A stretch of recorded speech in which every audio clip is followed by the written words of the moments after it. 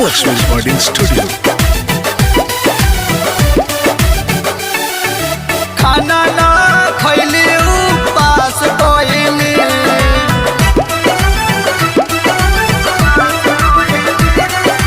खाना ना खैली उपास कोइली लागता कि नौमी जाना भूख गइली लागता कि नौमी जाना भूख गइली खाना ना खैली उपास कोइली खाना ना खैली उपास कोइली लागता कि नौमी जाना भूख गइली लागता कि नौमी जाना भूख गइली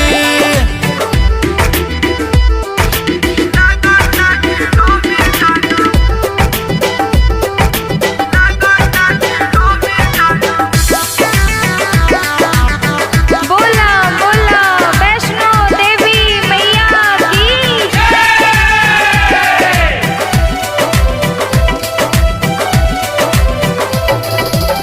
मुहमा घुमा के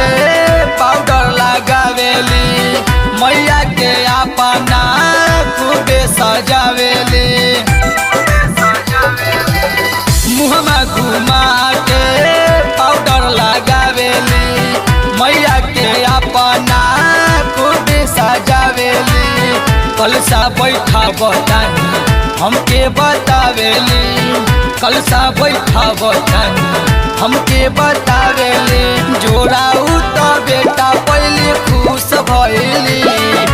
जोड़ाऊ तो बेटा पहले खुश भइली लागता कि नौमी जाना भूख गइली लागता कि नौमी जाना भूख गइली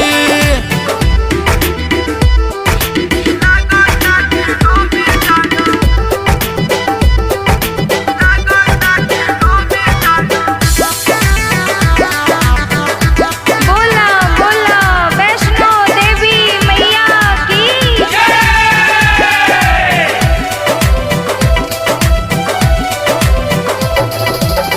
कितना ले करी अपन माई के बड़ाई दोनों के औरी दिल बनाई कितना ले करी अपन माई के बड़ाई दोनों के जोड़ी दिल बनाई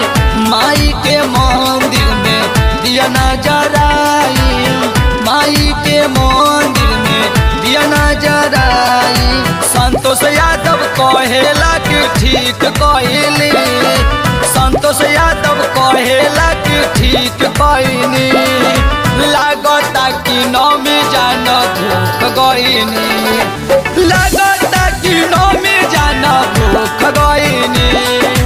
खाना ना खैली उपास गइली खाना ना खैली उपास गइली